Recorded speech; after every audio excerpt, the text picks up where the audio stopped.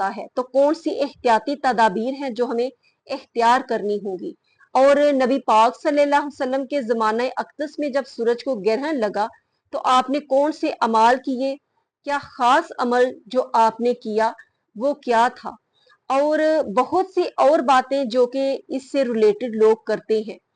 سورج کو گرہن لگنا یہ اللہ رب العزت کی نشانیوں میں سے ایک نشانیاں ہیں۔ اللہ رب العزت ہمیں دکھانا چاہتا ہے کہ لوگوں، یہ آخرت کے اس دن سے جو کہ قیامت کا دن ہوگا اس کی ایک چھوٹی سی جھلک ہے جو اللہ رب العزت ہمیں دکھاتا ہے، تاکہ لوگ آخرت کو، قیامت کے اس دن کو بھول نہ جائیں اور اس سے عبرت حاصل کریں۔ لیکن یہ نادان انسان کچھ ایسے ہوتے ہیں اللہ رب العزت کی یاد سے غافل کہ وہ ان نشانیوں میں سے بھی کوئی عبرت حاصل نہیں کرتے۔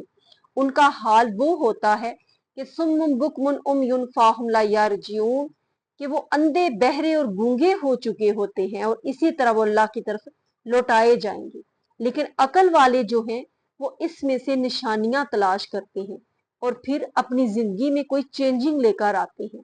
نبی پاک صلی اللہ علیہ وآلہ وسلم کے دور اقدس میں جب آپ کے بیٹے ابراہیم کا انتقال ہوا تو اس دن سورج کو گرہن لگا، تو عربوں نے اس بات سے منسوب کیا کہ آج محمد صلی اللہ علیہ وسلم کے بیٹے کا انتقال ہوا ہے، اس لیے سورج کو گرہن لگا ہے۔ یعنی کہ کسی کی پیدائش اور وفات کو وہ سورج گرہن کے ساتھ، اس کے ساتھ منسوب کرتے تھے۔ تو نبی پاک صلی اللہ علیہ وسلم نے اس سے منع فرمایا کہ ایسا کچھ نہیں ہوتا۔ اور جب سورج کو گرہن لگا نبی پاک صلی اللہ علیہ وسلم کے دور میں تو حضرت عائشہ فرماتی ہیں کہ میں نے دیکھا کہ آپ سرکار مسجد نبوی میں گئے اور صحابہ کے ساتھ نماز کسوف ادا کی۔ یہ سب سے بہترین عمل جو اس روز جب سورج کو گرہن لگے وہ کیا جاتا ہے، اسپیشلی یہ نماز اس کے ساتھ منسوب ہے کہ جب سورج کو گرہن لگے تو نماز کسوف ادا کی جاتی ہے۔ یہ اکیلے بھی پڑھ سکتے ہیں، جماعت کے ساتھ بھی پڑھ سکتے ہیں، اور اس کا ایک خاص طریقہ ہے پڑھنے کا۔ اس میں رکوع اور قیام بہت لمبا اور طویل کیا جاتا ہے، اور نبی پاک صلی اللہ علیہ وسلم اتنا لمبا قیام فرماتے جیسے کہ سورہ بقرہ پڑھنے میں وقت لگتا ہے۔ اور حضرت عائشہ صدیقہ فرماتی ہے جب میں نے دیکھا تو میں نے بھی ساتھ نماز شروع کر دی، اور حضرت اسما نے جب دیکھا کہ حضرت عائشہ پڑھ رہی ہیں تو انہوں نے بھی نماز شروع کر دی۔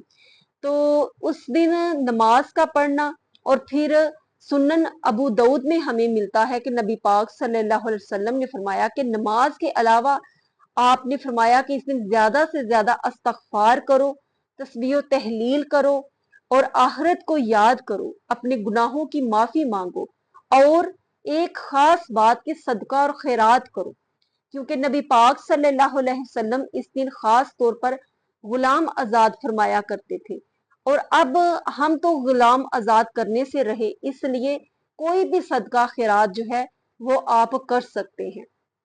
چاہے یہ سفر کا مہینہ ہے، آپ بھنے ہوئے یا ابلے ہوئے کالے چنے جو ہیں وہی صدقہ کر دیں۔ صدقہ اللہ رب العزت کے غضب کو مٹا دیتا ہے، اور نبی پاک صلی اللہ علیہ وسلم نے فرمایا کہ ایک انسان کا ایک درم اللہ کی راہ میں خرچ کرنا دوسرے انسان کے 100 درم اللہ کی راہ میں خرچ کرنے سے افضل ہے۔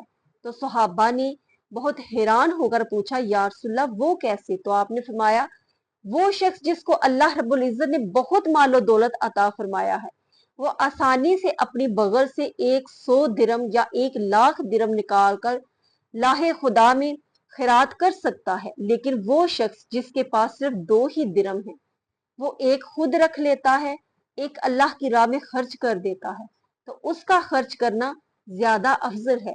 اور آج کچھ لوگ کہتے ہیں گھر میں اخراجات ہی پورے نہیں ہوتے، اپنا جو گزارا ہے مشکل ہوتا ہے، ہم صدقہ خیرات کیا کریں؟ تو اس بات کو یاد رکھیں کہ جس کے پاس جتنا کم ہے اس کم میں سے جب وہ کوئی راہ خدا میں دیتا ہے تو اس کو اجر و ثواب بھی اتنا ہی زیادہ ملتا ہے۔